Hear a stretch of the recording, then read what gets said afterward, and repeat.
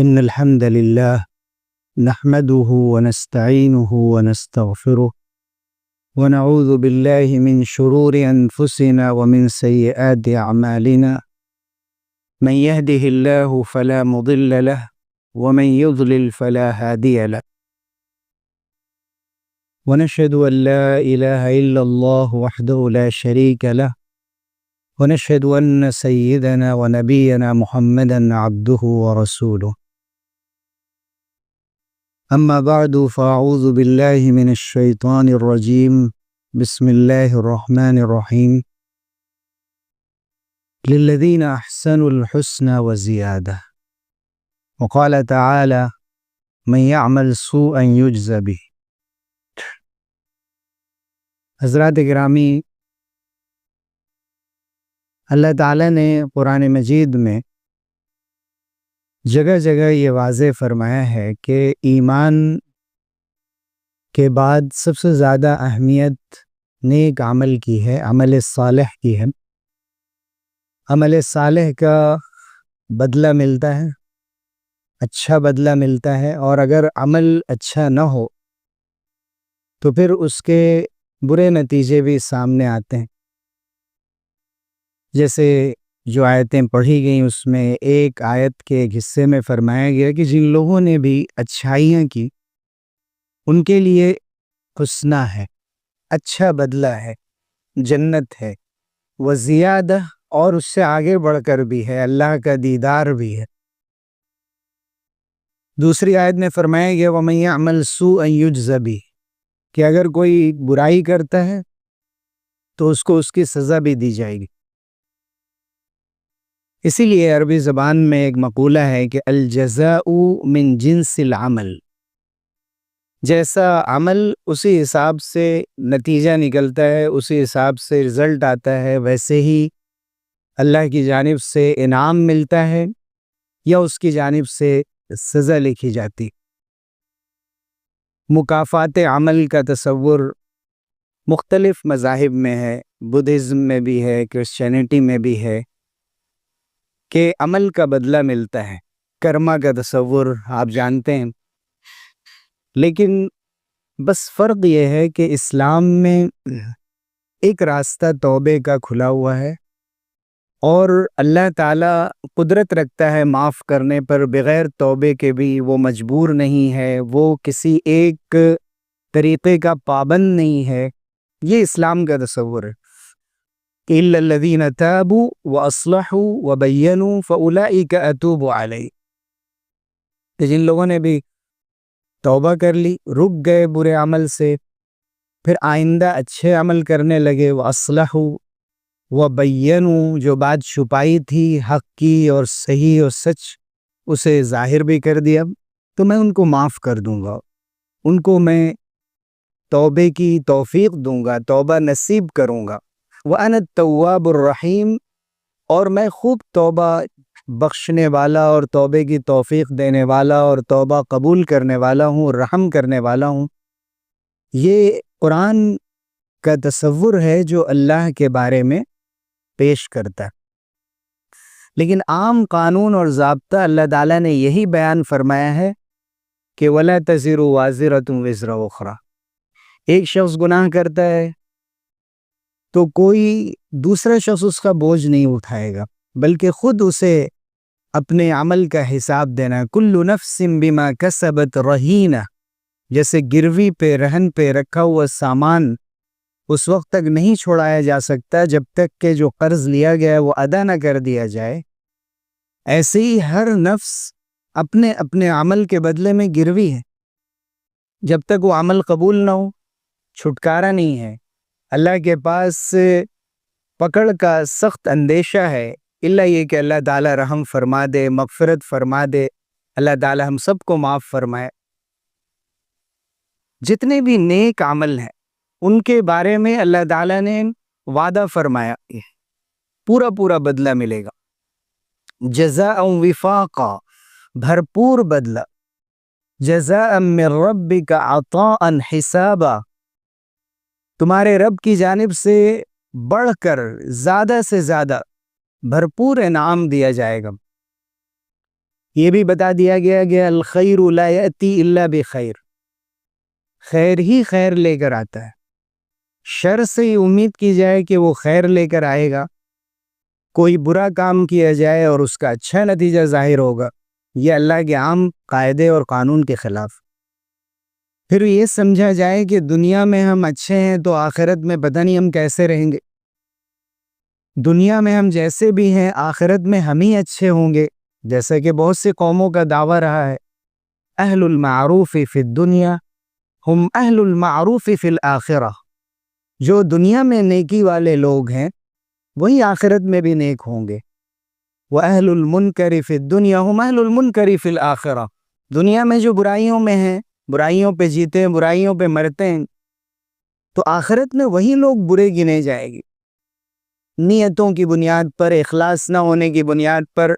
دکھاوے کی وجہ سے۔ ہو سکتا ہے کہ اس کے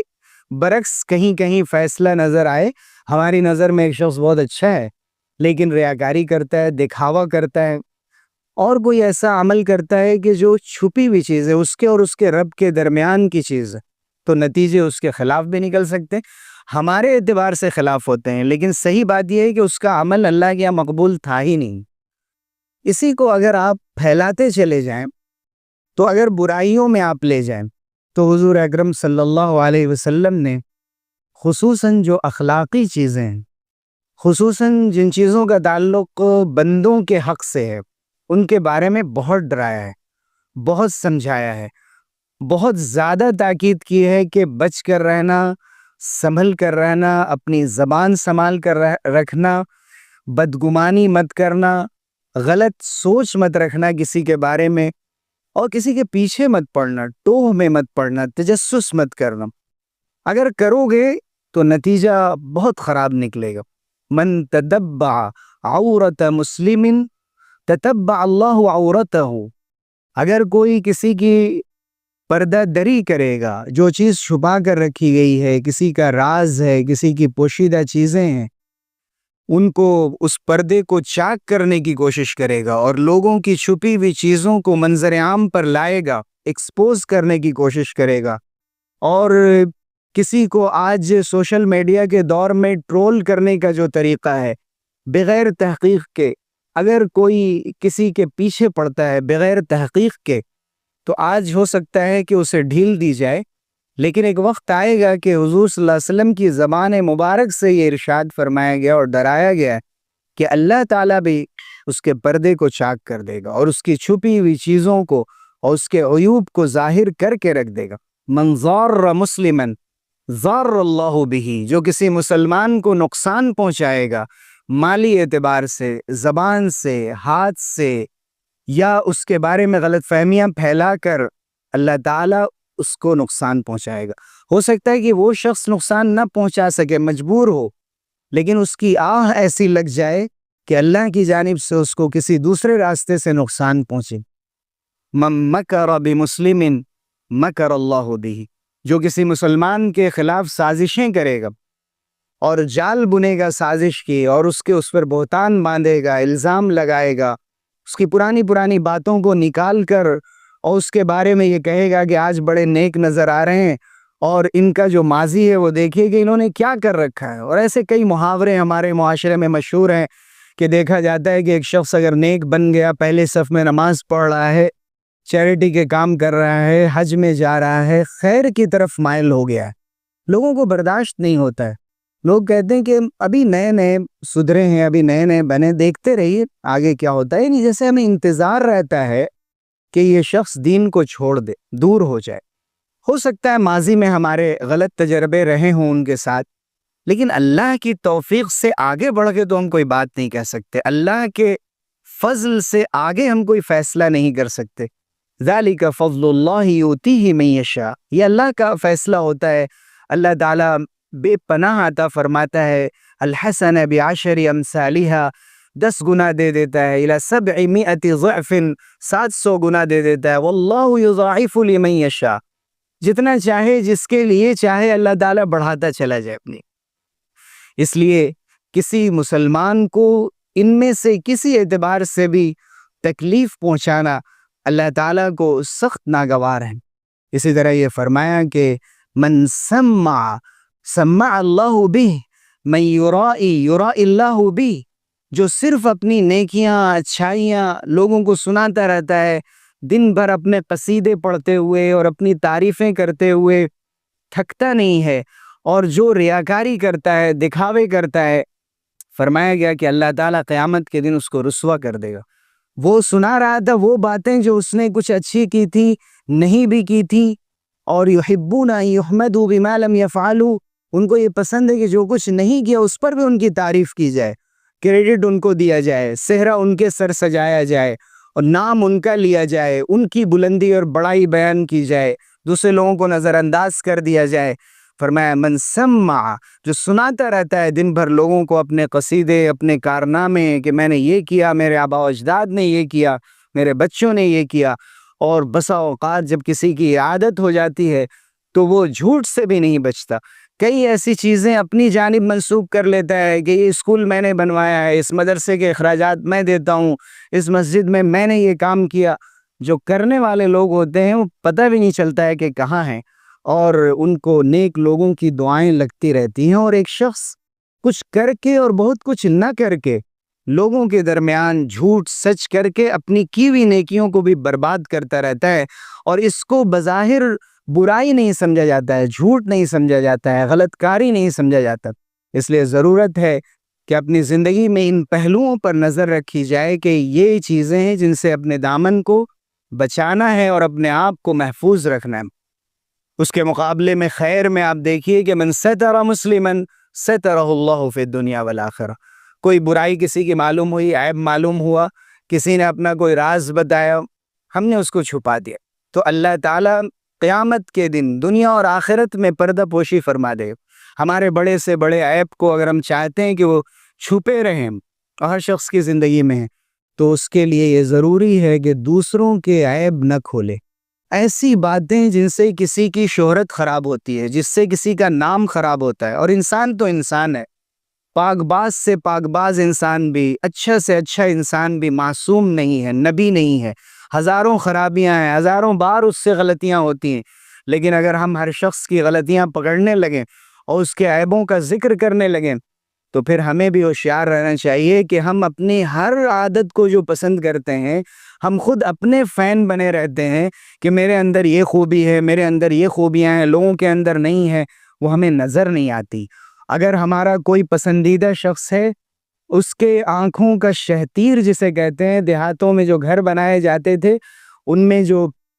بڑی بڑی لکڑیاں لگائی جاتی تھی بانس کی، وہ بھی عیب کی شکل میں اتنے بڑے بڑے گناہ اور برائیاں ہوں، لیکن میرا پسندیدہ شخص ہے، میرا دوست ہے، میرا قریبی ہے، میرا پارٹنر ہے، ہمیں نظر نہیں آتا۔ اور اگر کسی سے ذرہ برابر بھی اختلاف ہے، اس کے آنکھ کی تیلی اور سوئی بھی نظر آ جاتی ہے، باریک سے باریک بات بھی انسان پکڑ لیتا ہے اور معاف نہیں کرتا۔ اس لیے فرمایا گیا کہ پردہ پوشی کی جائے، عیبوں کو چھپایا جائے۔ حضور نے فرمایا کہ من یسر علی معسر یسر اللہ علیہ فی الدنیا والآخرہ۔ آج ہم دنیا میں آسانیاں چاہتے ہیں، سہولت چاہتے ہیں کہ بہت ایزی وے میں زندگی گزرے، دشواریاں نہ ہوں، ٹھوکر نہ لگے، سڑک بالکل صاف ملے، زندگی میں جو کچھ بھی ہم جہاں چل رہے ہیں، ٹچ اسکرین کے زمانے میں کوئی موبائل ہمارا اور ہمارا ڈیوائس ہینگ نہ ہو، اور سب اسموتھلی سب چیزیں چل رہی ہوں، تو بڑی آسانیاں چاہتے ہیں ہم زندگی میں۔ تو ویسی زندگی میں ضروری ہے کہ ہم لوگوں کے لیے آسانیاں پیدا کریں، اور ان لوگوں کے لیے جو معسر ہیں، آپ سے قرض لیا، تنگ دست ہے، وقت پہ واپس کرنے کی پوزیشن میں نہیں ہے، اور ہمیں معلوم ہے کہ وہ نہیں دے سکتے، ان کے لیے آسانی پیدا کرو۔ جو معسر کے لیے آسانی پیدا کرے گا، اللہ تعالیٰ دنیا میں بھی آسانی پیدا کرے گا اس کے لیے، اور آخرت میں بھی اس کے لیے آسانی پیدا کرے گا۔ پھر کہیں یہ فرمایا کہ من اقال نادمن، مسلم تاجروں کے لیے اس حدیث میں بہت بڑا سبق ہے کہ ہم اگر کوئی چیز فروخت کرتے ہیں، بیچتے ہیں، ہمارے پاس سے کوئی چیز لے کر چلا جاتا ہے، اگر ہم یہ عام اعلان کر دیں کہ آپ لے جائیں اور کسی بھی وقت واپس کر سکتے ہیں، تو کاروبار کا نقصان ہو سکتا ہے۔ لیکن اگر ہم دیکھیں کہ ایک شخص بالکل شرمندہ ہے، ایک چیز خرید کر میں نے مہنگی خرید لی ہے، گھر کے لوگ راضی نہیں ہیں، میں اسے واپس کرنا چاہتا ہوں، منظور کر لیجئے، یہ سنت ہے، یہ ہم لوگوں نے بھلا دیا ہے۔ نہیں، دیکھ لیجئے، آپ بکا ہوا سامان واپس نہیں ہوتا، پہلے ہی لکھ دیا گیا، آپ کو دیکھ لینا چاہیے۔ من اقال نادمن اقال اللہ عثرتہ یوم القیامہ، جو کسی شرمندہ ہونے والے شخص کو معاف کر دیتا ہے اور اس کا جو عقد ہے، اس کی بیع و شراء ہے، اس کی ڈیل ہے، اس کو کینسل کر دیتا ہے، ختم کر دیتا ہے، اللہ تعالیٰ اس کے نام اعمال سے اس کی لغزشوں کو، گناہوں کو مٹا دے گا، دنیا میں بھی آخرت میں بھی۔ ہم سوچتے ہیں کہ یہ بظاہر کوئی نیکی نہیں ہے، لیکن اور نیکی کے راستے ڈھونڈتے ہیں، لیکن یہ بہت اہم نیکی کے راستے ہیں کہ انسان کسی شرمندہ شخص کو موقع دے دے کہ آئندہ خیال رکھیے گا، لیکن ابھی آپ بہت پچھتا رہے ہیں، پریشان ہیں، میں آپ کا خیال کرتے ہوئے ایسا کر لیتا ہوں۔ تو اس پر بھی اللہ کی جانب سے اللہ کے رسول صلی اللہ علیہ وسلم نے وعدہ فرمایا کہ بہت بڑا اجر۔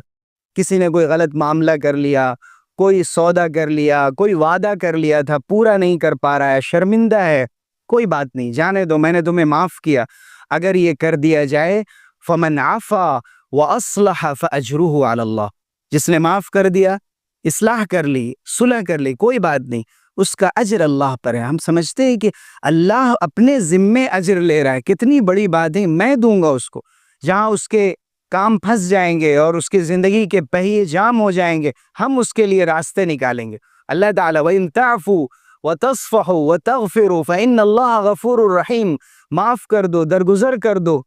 اور لوگوں سے بوجھ کو ہلکا کرتے رہو تو اللہ تعالیٰ غفور الرحیم ہے، معاف کرنے والا ہے، وہ تمہارے لیے راستے نکالتا رہتا ہے، وہ تمہارے کام بناتا رہتا ہے۔ کہیں حضور اکرم صلی اللہ علیہ وسلم نے یہ فرمایا کہ من تواضع للہ رفعہ اللہ، کہ اگر ہم اللہ کے لیے جھک جاتے ہیں، تواضع اختیار کرتے ہیں، زندگی میں سادگی رکھتے ہیں، ڈاؤن ٹو ارتھ رہتے ہیں، شان دکھاتے نہیں، شان نظر آتی ہے، خوشبو بتانی نہیں پڑتی کہ خوشبو ہے، خوشبو خود پھیل جاتی ہے۔ اگر بتانا پڑے کہ میں خوشبو ہوں تو پھر اس کے خالص ہونے میں شک پیدا ہوتا ہے۔ اس لیے یہ پسند نہیں کیا گیا ہے کہ اپنا تعارف، اپنی تعریف منہ بھر بھر کے کی جائے اور یا کبر اور غرور میں انسان مبتلا ہو جائے، بلکہ تواضع اختیار کرے۔ تواضع،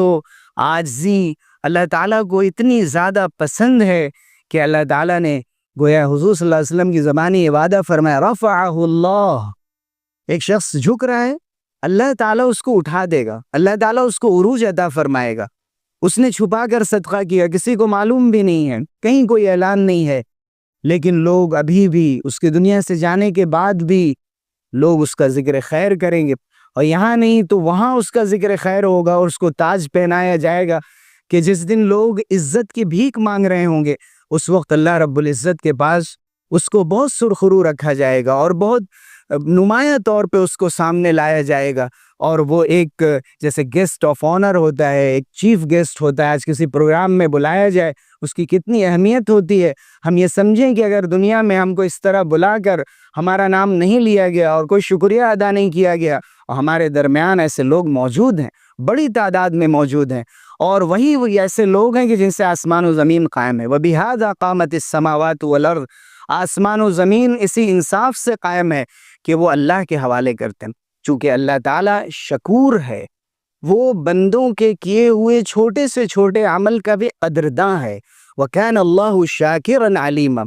اللہ تعالیٰ قدر کرتا ہے لوگوں کی، ان کے اچھے سے اچھے عمل کو اور بڑھا دیتا ہے۔ چھوٹا سا عمل بظاہر ہمیں نظر آتا ہے، اللہ کے نزدیک بہت قیمتی بن جاتا ہے، اور اگر کسی کو یہ شبہ ہو کہ پتہ نہیں وہ اللہ تک پہنچ سکا بھی نہیں، فرمایا گیا علیمًا، وہ علیم ہے، ذرے ذرے سے باخبر ہے، سب اس کو معلوم ہے کہ کون کیا کر رہا ہے۔ پھر فرمایا الراحمون یرحمہم الرحمن ارحموا من فی الارض یرحمکم من فی السماء، آخری بات فرما دی گئی کہ رحم کرنے والے جو لوگ ہیں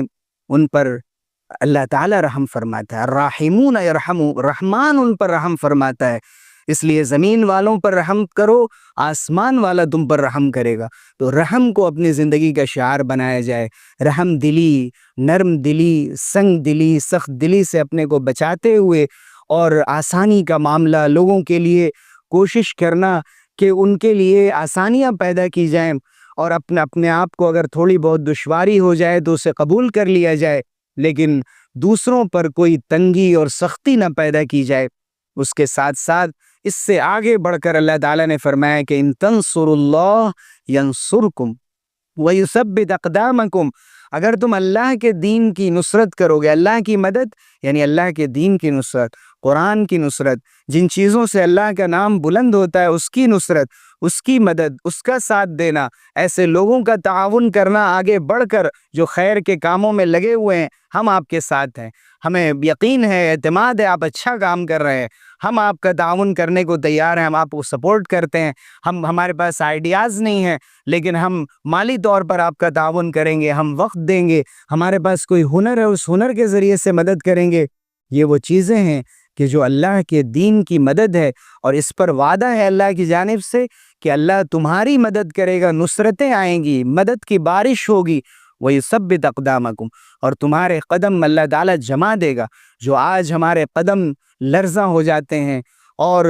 ڈگمگا جاتے ہیں، ہم پریشان ہو جاتے ہیں، اگر اللہ کے دین سے ہمارا گہرا تعلق ہو جائے اور یہ یقین پیدا ہو جائے کہ اللہ کی جانب سے مدد آتی ہے اور فرشتوں کے ذریعے سے مدد آتی ہے اور غیبی نصرتیں اترتی ہیں، یہ کل بھی تھا اور آج بھی ہے، لیکن ہمیں اس کا یقین ہونا چاہیے اور نیک اعمال میں اپنی زندگی بسر کرنی چاہیے۔ اور آج بھی ہم دیکھ رہے ہیں کہ جو لوگ اس راستے پر قائم ہیں ان کو اللہ کی مدد حاصل ہو رہی ہے، غیبی نصرتیں حاصل ہو رہی ہیں۔ ایک حدیث ہمیں یاد آتی ہے صحیح مسلم کی، کہ جس میں حضور اکرم صلی اللہ علیہ وسلم